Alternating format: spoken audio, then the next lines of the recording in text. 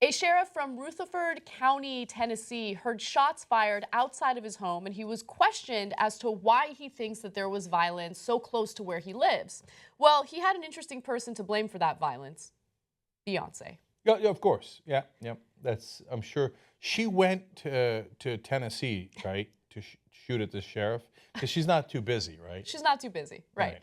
So he blamed the shooting on Beyonce's performance at the Super Bowl. Oh yeah. When is it going to end? When is it going to end? It's all Beyonce's fault. She's now the scapegoat for any type of violence that occurs. Now, this is Sheriff Robert Arnold, and he says, you have Beyonce's video, and that's kind of bled over into other things, it seems. With everything that happened since the Super Bowl, that's what I'm thinking. Here's another target on law enforcement. Now, if you live in Rutherford County, Tennessee, you got to be thinking, uh-oh, because your sheriff apparently is miserable at his job. And here's why: there's no evidence. Not only did Beyonce do the shooting, he's not charging she did it, right? But that somebody got inspired by Beyonce and did the shooting. So if this is how he conducts himself in other affairs, I don't know. Let's find a black person to blame, right? Or any other person to blame. Or forget the racial part of it. I don't need any stinking evidence. Yep. I'm just going to shoot off at the mouth and I don't blame somebody that didn't do it. You know, what a good sheriff does is he investigates. And Yeah, tries to and it seems figure like a out- serious thing. I mean, there was shots fired outside his home. That's a pretty big deal. Beyonce.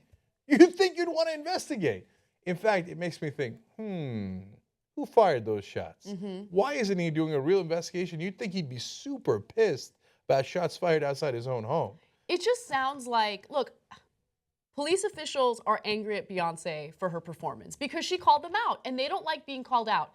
And the thing that drives me crazy about some cops, not all of them, is how thin-skinned they are, right? They're supposed to protect and serve. They're supposed to be the strongest, bravest individuals in this country.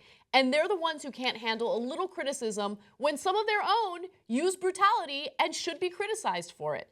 Now, in a subsequent statement, Arnold said that his remarks reflect the violence and senseless killing of 7 deputies in the U.S. since the show aired. My comments are an observation of the violence that has occurred, but in no way is meant to offend anyone. I think you might have led to 7 cops being shot, but no offense, no offense. And the lack of logic there is unbelievable. And, it's got to get challenged because, yes, there are unfortunately cop shootings throughout the year that happen. Now, luckily, there was less cop shootings in 2015 when, oh my God, Black Lives Matter is putting their cops' lives in danger. No, it broke a record for the least amount of cop shootings. Great, there's less cop shootings. Still, unfortunately, there are some, and we want to prevent those. But in this time of record low police shootings, to say, it's the ones that happened, not because there was a chase in that particular case, not because there was a shootout. It was Beyonce. It was probably Beyonce.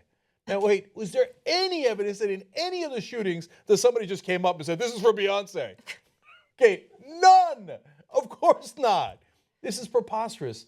And then you've got the National Sheriff's Association Executive Director, Jonathan Thompson. Favorite quote. He says, art is one thing, but yelling fire in a crowded theater is an entirely different one. Who was yelling fire? They wore Black Panther outfits. That's a group from decades ago, okay? As if that's oh my God, did you see the outfit of the backup dancers during the Super Bowl performance of Beyonce? Let's go kill people. No one has ever killed anyone because of a backup dancer's outfit. So there's obviously the comical component of these statements and this story, but there's also the maddening part of it, where they're essentially saying we are allowed to brutalize your community and you're not allowed to speak out against it, right? You can't speak out against it because the second you do, we're going to use you as a scapegoat for any and all violence that occurs in this country. How insane is that? You are the one who starts the violence. When you go after people who are unarmed and you gun them down, you are part of the problem. You should be called out on it. You are being paid by our taxpayer money. We should hold you accountable for your actions. If you can't handle that, if your skin is too thin and you can't deal with that, well, maybe you're not the bravest. Maybe you shouldn't be a police officer.